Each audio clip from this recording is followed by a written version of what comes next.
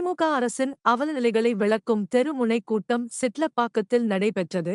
இதில் முன்னாள் எம்பி ச. ராஜேந்திரன் சிறப்புரையாற்றினார். செங்கல்பட்டு மாவட்டம் அதிமுக மேற்கு மாவட்ட எம்ஜிஆர் இளைஞரணி சார்பில் திமுக அரசின் அவலநிலைகளை விளக்கும் தெருமுனை பிரச்சாரக் கூட்டம் மாவட்ட எம்ஜிஆர் இளைஞரணி செயலாளர் புருஷோத்தமன் தலைமையில் சிட்லப்பாக்கத்தில் நடைபெற்றது.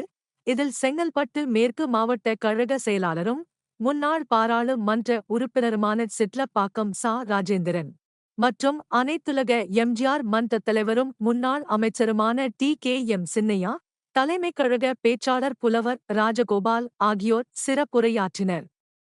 இக்கூட்டத்தில் என்.சி. கிருஷ்ணன், இரா. மோகன், எல்.ஆர். செழியன், ஜி.எம். சாந்தகுமார், எம். கூத்தன், ஏ. கோபிநாதன், கோபாலகிருஷ்ணன், கிருஷ்ணமூர்த்தி, அருணாச்சலம், ராஜாத்தி உட்பட மாவட்ட, பகுதி, வட்டக்கழக நிர்வாகிகள், மகளிரணி, இளைஞரணி உள்ளிட்ட பிற அணிகளின் நிர்வாகிகள் மற்றும் கட்சியினர் திரளாக கலந்து கொண்டனர். தலைவர்